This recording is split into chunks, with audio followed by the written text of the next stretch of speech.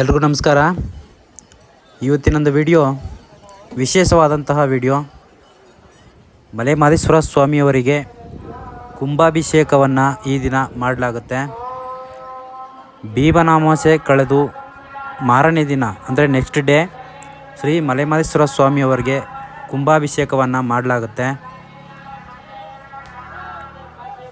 ಈ ಕುಂಭಾಭಿಷೇಕದಲ್ಲಿ ಸುಮಾರು 108 ಬೇಡಗಂಪಣ ಸಮುದಾಯದ ಯುವಕರಿಂದ ಬಿಂದಿಗೆಗಳಿಂದ ನಂದವನದಲ್ಲಿರುವಂತಹ ಮಜ್ಜನದ ಬಾವಿಯಿಂದ ನೀರನ್ನು ತಂದು ಶ್ರೀ ಮಲೆಮಹದೇಶ್ವರ ಸ್ವಾಮಿಯವರ ದೇವಾಲಯದ ಒಳಾಂಗಣದಲ್ಲಿಟ್ಟು ಪೂಜೆಯನ್ನು ಮಾಡಿ ತದನಂತರದಲ್ಲಿ ಶ್ರೀ ಮಲೆಮಹದೇಶ್ವರ ಸ್ವಾಮಿಯವರಿಗೆ ಕುಂಭಾಭಿಷೇಕವನ್ನು ಮಾಡಲಾಗುತ್ತೆ. ತುಂಬ ವಿಶೇಷವಾದಂತಹ ವಿಡಿಯೋ ಇದು, ಯಾರೂ ಕೂಡ ಮಿಸ್ ಮಾಡ್ಕೋಬೇಡಿ. ತುಂಬ ಚೆನ್ನಾಗಿದೆ. ನಾನು ಆಗಲೇ ಹೇಳಿದೆ ಮಜ್ಜನದ ಬಾವಿ ಅಂಥೇಳಿ.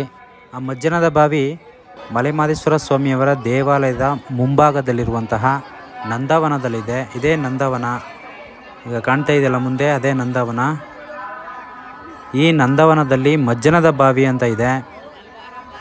ಆ ಮಜ್ಜನದ ಬಾವಿಯಿಂದ 108 ಬಿಂದಿಗೆಗಳಿಂದ ತುಂಬಿಸಿದಂತಹ ಹೊಸ ನೀರನ್ನು ತಂದು ಶ್ರೀ ಮಲೆಮಹದೇಶ್ವರ ಸ್ವಾಮಿಯವರಿಗೆ ಕುಂಭಾಭಿಷೇಕವನ್ನು ಮಾಡಲಾಗುತ್ತೆ. ನೀವೇನು ವೀಕ್ಷಣೆ ಮಾಡ್ತಾ ಇದ್ದೀರಾ ಅದು ಮಜ್ಜನದ ಬಾವಿ, ನಂದವನದಲ್ಲಿರುವಂತಹ ಮಜ್ಜನದ ಬಾವಿ.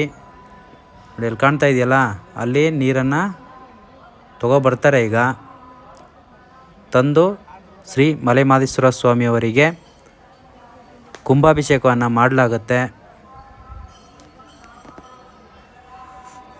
ಅಭಿಷೇಕಕ್ಕೋಸ್ಕರ ತರುವಂತಹ ನೀರಿನ ಜೊತೆಯಲ್ಲಿ 108 ಎಳನೀರು ಸಹ ತಂದು ಶ್ರೀ ಮಲೆಮಹದೇಶ್ವರ ಸ್ವಾಮಿಯವರಿಗೆ ಕುಂಭಾಭಿಷೇಕವನ್ನು ಮಾಡಲಾಗುತ್ತೆ. ನೀವೇನು ವೀಕ್ಷಣೆ ಮಾಡ್ತಾ ಇದ್ದೀರಾ ಇದು ನಂದವನ.